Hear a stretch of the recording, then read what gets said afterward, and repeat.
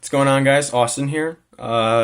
This video, we're going to be looking at 5-minute fantasies, week 10 booming and busting tight ends. My start of the week, it was a difficult one, but I'm going to say TJ Hockenson of the Detroit Lions. I think that Chicago is really good at covering the back end of the field, and I think they're really good at dominating the front end, the offensive defensive line, but they're not good in that middle area across, and that's where tight ends normally make their money, across the middle. TJ Hockenson has been probably the best talent of a rookie tight end that we've ever seen in the league, and yet for some reason, Darrell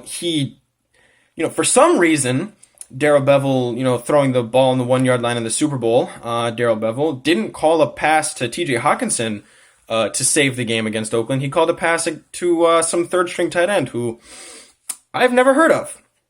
But neither here nor there. TJ Hockenson of the Detroit Lions going up against Chicago.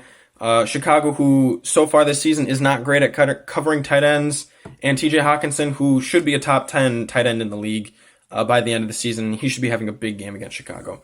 Going to say start Jack Doyle against Miami for the simple fact that Jack Doyle is going to be getting the yards. I think that he's more reliable of a tight end than Eric Stonehands Ebron. They're definitely going to be needing catches. They're going to be needing to, grind out the clock with the lead that I just expect the Colts to have against Miami. I'm going to say absolutely start Mark Andrews against Cincinnati. Cincinnati, if you look on like any little fantasy site, it'll tell you like, oh, they're, the fourth best or the fifth best team at covering tight ends. They haven't played a good tight end all year. Yeah, no, I can't think of a single tight end. They haven't played a good tight end all year, so of course they're not going to give up lots of yards to tight ends because nobody's thrown to the tight ends. Mark Andrews is, despite what you think about Hollywood Brown or any of the other guys on the team, Mark Andrews is Lamar Jackson's favorite target. He was his favorite target last year. He's his favorite target this year. Look for Mark Andrews to have a big game. Chris Herndon, I know I've been saying it, and I know he hasn't played yet. Sam Darnold loves tight ends. And keep monitoring this, because if Chris Herndon gets on the field, the Giants, they're a top 10 coverage team for tight ends. But again, if you look, they haven't played any tight ends. So starting Chris Herndon, if he's healthy, all right, that's important. Another tight end I'm going to say, Kyle Rudolph going up against Dallas. I know Kyle Rudolph is a name that you probably haven't heard since 2017 and 2018. The very beginning of 2018 when he got most of his yards. Kyle Rudolph is a very important first down, set of hands. Him and Adam Thielen are the real hands team on that team, but I don't think Adam Thielen is going to be playing, and I know that Stephon Diggs has been kind of limited in his last couple of games. Look for Dallas, who has a good cornerback to be covering, if one of those two wide receivers is healthy. And then Dallas also has a pretty decent pass rush. For some reason, their core of probably the best three middle linebackers, in Sean Lee, Leighton Vander Esch, and Jalen Smith, they're really not that great at covering tight ends. So look for Kyle Rudolph to be part of the game plan this week against Dallas.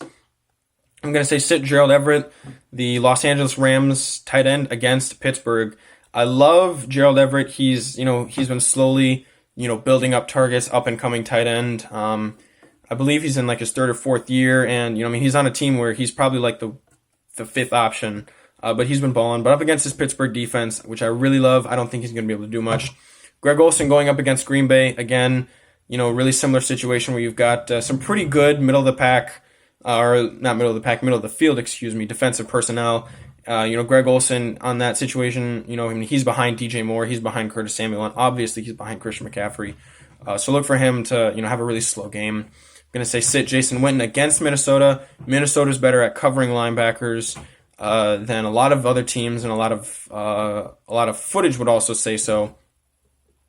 Sit Jason Witten, and then sit Jimmy Graham going up against Carolina. I really like Carolina's defense. I love their safeties and their linebackers and their defensive line. It's a really overall tight-knit squad. They're a probably top 8, top 10 defensive team. And I don't think Jimmy Graham is going to be getting many of the targets this Sunday going up against Carolina.